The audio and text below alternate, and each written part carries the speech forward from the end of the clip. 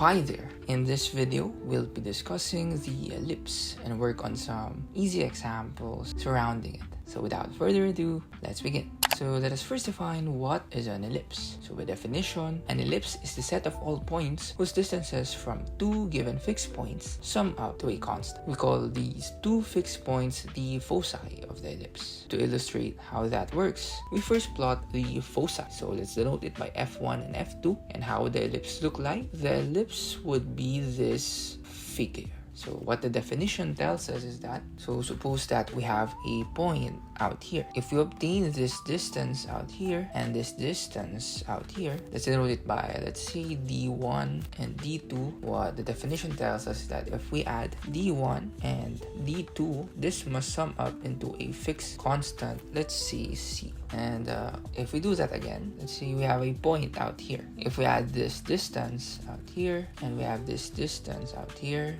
and it's denoted by, let's say, R1 and R2. What happens is that if we add these two, so let's say R1 plus R2, this must also be equal to C. And you can do the same for any point out here. So that is the magic in ellipse. And that is how it's defined specifically. It isn't just defined by a circle that is kind of disoriented. That is important in deriving the equation of an ellipse, but we won't do it out.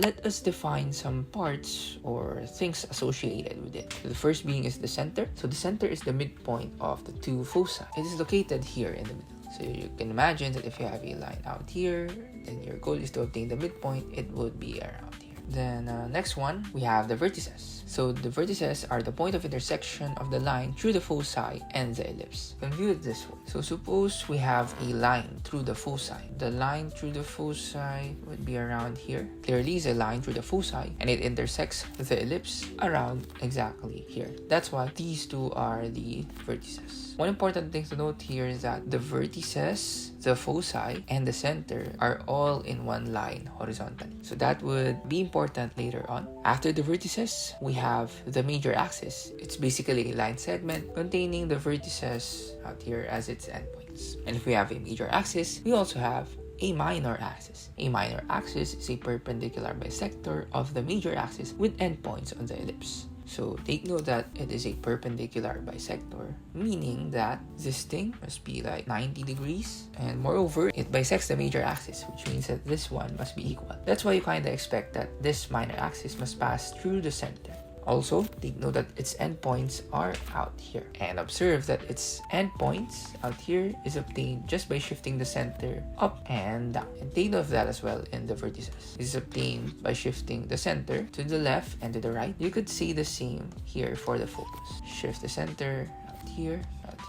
So that idea plays a huge role later on. Now we deal with the equation of an ellipse. So we are given that A is greater than B, just to denote two numbers, and we have one that is larger. And then we have here C given by this. So the C later on will appear. Given that one, the equation of the ellipse with center at the point HK is given by these two forms. So why are there two forms? Let's inspect. So this is given by quantity x minus h squared all over a squared plus quantity y minus k squared all over b squared equal to 1. And take note here that since A is greater than B, then in this first case, the one with the larger denominator is the one with the variable x. For the next case, it's just the same formula, but this time, the one with the larger denominator is the variable y. So depending on which denominator is larger, it plays a role on determining the major axis. So for this first one, the major axis is horizontal, and for the second one, the major axis is the vertical. So as you can see, it's like the major axis is dependent on which variable has the larger denominator. In this case, the one with the larger variable is the x variable, so you expect that the major axis is horizontal. How would that look like? If the major axis is horizontal,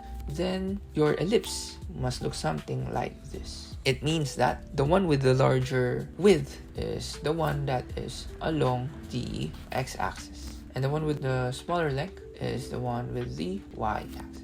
So this one is the major axis. It's like the wider side. It is the wider side since we know that the foci must lie somewhere around there. So that is for the horizontal case. On the other hand, for the vertical case, you'd expect that the ellipse would look something like this one. So the larger part is somewhere along the y, and the smaller part is somewhere around the x. So again, that is important. Always remember that the larger denominator determines on how the major axis or where the major axis is located. Or in other words, what part of the ellipse is like the fatter one or the wider one. In this case, the y. In this case, the x, the y. Then once we have that, we can also determine the vertices and the focus. For this first one, we have here the point h plus minus a, k. And then for the second one, we have h, comma, k plus minus a. The thing that is important to note here is that for this first one, the one that we shift is the x coordinate. For this next one, the one that we shift is the y coordinate. Basically, it makes sense if this is our center. So if this one is the point hk, then we expect that for this first case, the vertices is something that we just shift to the right and to the left. It would be somewhere around here and here. And that makes sense because our major axis is the horizontal axis. So we have this one. And the same idea applies for the vertices. You just do this vertically. Also, take note that A out here represents the one with the larger denominator. So as you can see, having this form makes us easy to obtain what the vertices are. So take note that what we add again is this thing out here. The next is the focus. So this time the focus, you kind of obtain it the same, but this time what you add is C. And a while ago we mentioned that C here is given by the square root of a squared minus b squared. I won't do the derivation process, but there is a way to derive that one. But essentially, given that the focus would be located somewhere around here. It is still in line with the vertices and the center, but it's somewhere around here. By the way, I usually denote the vertices by V and the foci by F. Just one thing to take note here is that the minor axis is dependent on B. Again, the minor axis is like the perpendicular bisector of the major axis. So if the major axis is horizontal, see this one, the minor axis must be vertical. Kinda intuitively it makes sense. If this one is dependent on A a while ago, we have seen, then this thing, the minor axis must be dependent on B. I didn't put it out here, but if you want to obtain the endpoints of the minor axis, basically given hk, and let's say this one is the case, instead of adding this time or manipulating the x coordinate in the center, what we do is we add and subtract in the y coordinate, which we add and subtract by B. Since a while ago we add and subtract by A, this time by B. So that is the purpose of writing this one out in this formula. You easily obtain what you add to obtain the vertices, the foci, the endpoints of the minor axis, and in turn to sketch or have an idea how the ellipse would look. Let's go on to our example. First example. Our goal is to find the center, vertices, foci, and endpoints of the minor axis of the ellipse given by x squared over 4 plus quantity y minus 1 squared over 9 equal to 1, and give a sketch of it. How would we work on this one? Well, the best thing to do is to first convert this one into our known formula, which is this. So first, take note that we can write the given in terms of this one. So basically x squared, we express this as quantity x minus 0 squared. The 4 and 9, we write it into its squared form, which is 2 squared and 3 squared, and we retain the y minus 1 squared. Once we have this one, we can easily obtain the following. So first things first, take note that the major axis is vertical. Why is that? Because the variable with the larger denominator is the y, and we know that earlier the major axis is vertical. So from here, you expect that the ellipse would look something like this.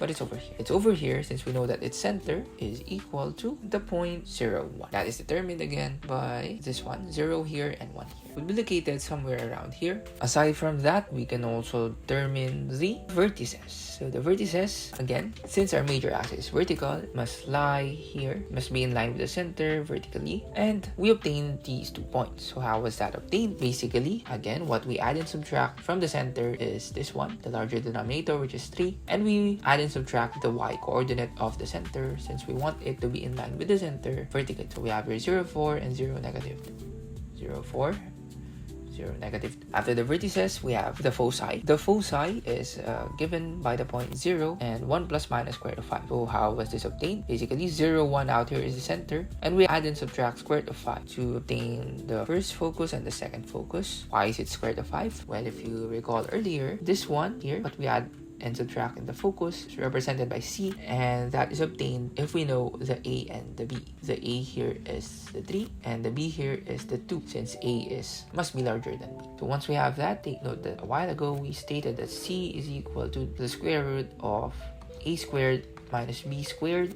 In this case, that is 3 squared or 9 minus 2 squared or 4, which is square root of 5. That's why we have this thing out there. So basically, this one is of the length square root of 5. This one is of the length square root of 5, but we subtract it. And then lastly, we also need to obtain the endpoints of the minor axis. It is given by plus minus 2, comma 1. How is this obtained? Again, from the center, this time we manipulate the x coordinate since we want it to be perpendicular to this vertical line out here. So it must be in line with the center, but just shifted horizontally. We add and subtract 2 because that is the denominator of x. Basically, this one is the b. And as we recall earlier, the minor axis is dependent on the smaller value, which is b. So given this, we can now obtain the ellipse actually. The ellipse would be given by this thing out here. Why is that? Recall earlier that we know that the ellipse contains the vertices and it also contains the endpoints of the minor axis. So that is the first example. Let's do on another. So our goal again is to find the center, vertices, foci, and endpoints of the minor axis of the ellipse given x squared plus 4y squared plus 2x minus 16y plus 13 equal to 0 and give a sketch of it. So how do we work on this one? Again, the first thing to do is to convert it to our known formula. Take note that first, observe that we can write this thing in terms of this one. Basically, what happened here is we group the one with the same variable. So in this case,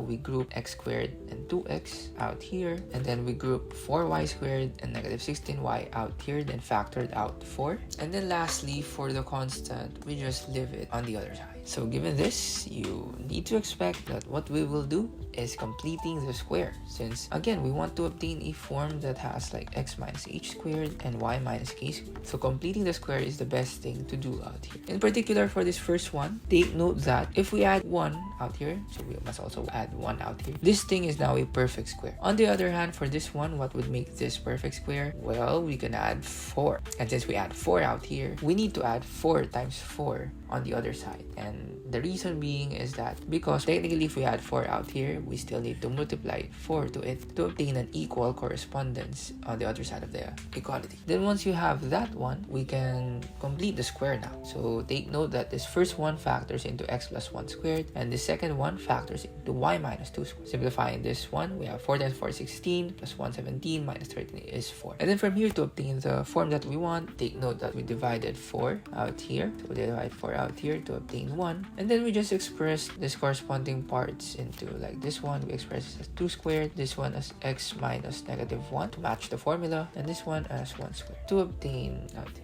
And once we have that, we can actually easily obtain the ellipse. So given this thing, take note that this time, the major axis is horizontal. Again, the reason is that the larger denominator is the one in the x variable. That's why it's horizontal. And then given this, we can also obtain this center. The center is negative 1, 2, since we have here negative 1 and 2. It's located around here. The vertices would be located around here. So how was that obtained? Basically, since the major axis is horizontal, we know that it must be in line the center horizontally. So we don't move the y coordinate, we instead adjust the x coordinate, and what we add and subtract is 2, since that one is technically, this one is our a, so to speak.